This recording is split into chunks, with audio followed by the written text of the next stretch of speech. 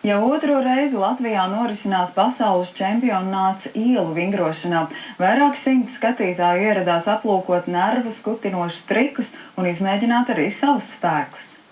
Šodien Latvijā Grīziņkalnā līdzīgs sportiskais gads kā olimpiādē, jo šeit notiek pasaules čempionāts ielu vingrošanā. Šeit ir sabraukuši dalībnieki no vairāk nekā 20 valstīm, un pirmkārt uz skatuves viņi vēl steidz veikt pēdējos vingrinājumus. Uz sacensībām sabraukusi raiba publika. Katrs ieradies parādīt savus jaunākos un spēcīgākos trikus. Plec pie pleca sacenši jau pieredzējuši vingrotāji un iesācēji. Šis ir vienkāršākais triks. Tas ir vieglākais? Tas ir ļoti viegli. Es varu virzīties no augšas uz leju. Un cik ilgi ir jātrenējas, lai spētu veikt šādu triku? Es trenējos tikai 1 gadu. Arī letiņi bija rūpīgi gatavojušies čempionātam. Darboties līdzās labākajiem pasaules vingrotājiem esot neatsverama motivācija.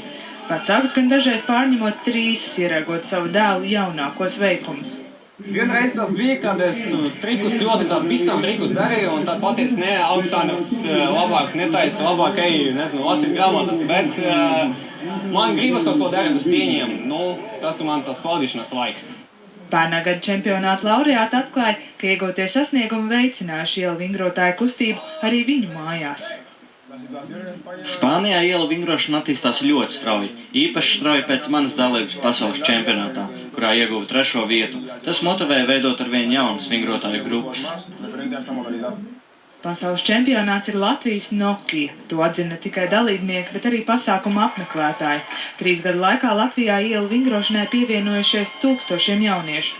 Arī šodien lielākā daļa no apmeklētājiem izmēģināja savus spēkus tautas klases sacensībās. Tomēr tiek daudz strādāts pie tā, lai fiziski aktīvie jaunieši neiesaistītos asiņainos kautiņos. Mēs visiem cenšamies paskaidrot to, ka spēcīgākajiem ir jāpalīdz vājākajiem un cenšamies viņiem radīt to draudzīgo atmosfēru, lai viņi visi savā starpā sveicinātos tie jaunieši, lai viņi cienītu viens otru. Publika vairākas stundas vēroja dalībnieku priekšnesumus. Lielāko publikas atbalstu saņēma pērnā gada čempions Jevgeņijs Kozirs no Ukrainas. Laura Pavlovska, Juris Bindars, TV3 ziņas.